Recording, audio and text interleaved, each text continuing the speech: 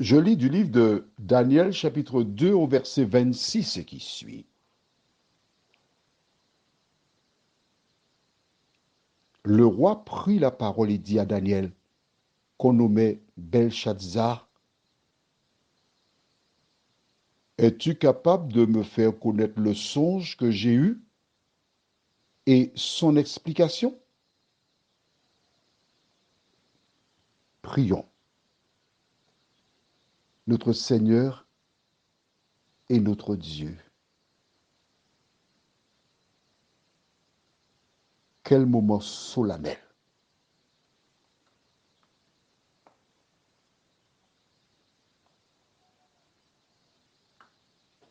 Quel moment spécial. Jusque-là, Nebuchadnezzar avait échangé avec Daniel et ses trois compagnons.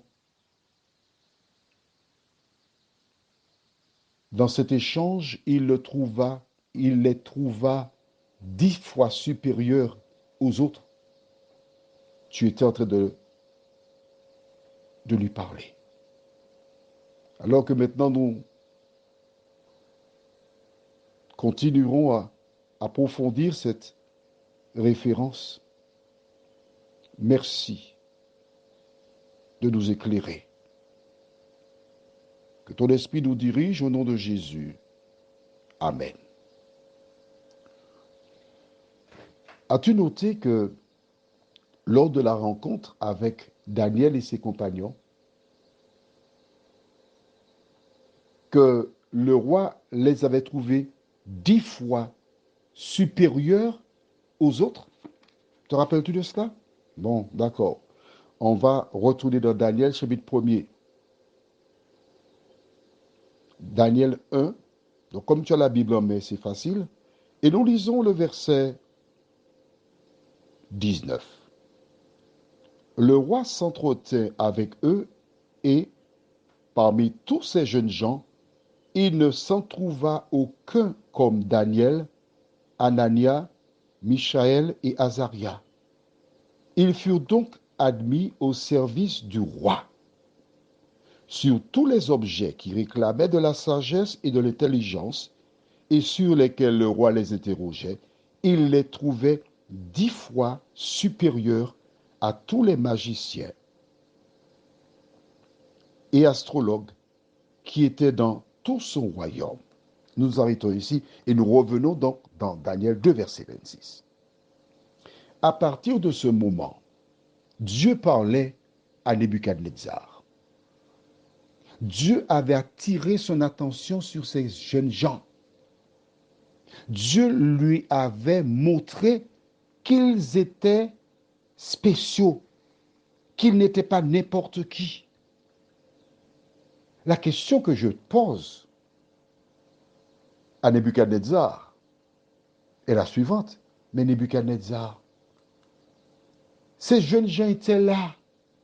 Quand tu appelais les sages, les magiciens, les astrologues, pourquoi tu ne t'es pas tourné vers eux? Sais-tu pourquoi? Sais-tu pourquoi, lorsque tu rencontres des problèmes, tu ne te tournes pas vers la Bible, vers Jésus? Tu vas vers d'autres.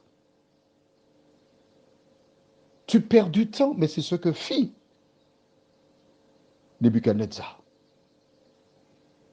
Et quand il revoit Daniel devant lui, il se rappelle. Il se rappelle qu'il était meilleur que les autres. Depuis quelque temps, il attend le songe, l'explication. Il n'en trouve pas. Il attend. Et finalement, voici Daniel qui se trouve devant lui et dit, j'ai ce que tu cherches. Toi qui m'écoutes en ce soir,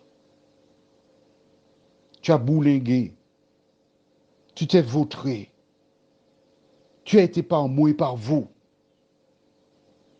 Jésus a exactement ce que tu cherches. Il pose la question à Daniel, parce qu'il réalise que tous ces hommes qu'il avait autour de lui étaient des incapables.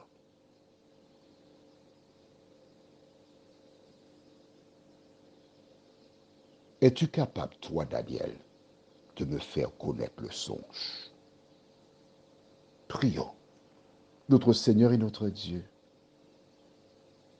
comme Nebuchadnezzar, nous voulons trouver la réponse à nos questions auprès de spécialistes, auprès de personnes ayant pignon sur rue, des personnes que nous croyons être des sommités, des références.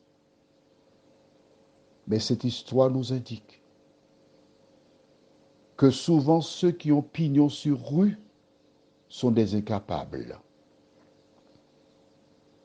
Mais tu pourvois toujours un petit reste à même d'éclairer celles et ceux qui cherchent à te connaître, toi le seul vrai Dieu.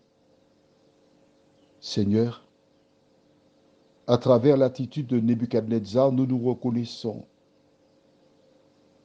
Nous reconnaissons que nous avons erré.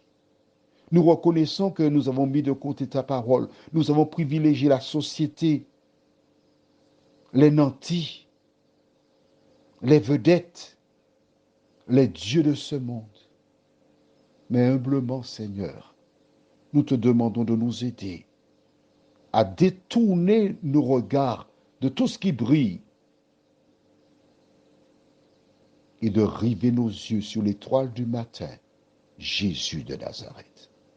Merci de nous accompagner par ta parole, nous t'en prions, au nom de Jésus et pour ta gloire éternelle. Amen. Je te souhaite une bonne nuit sous le regard de Dieu.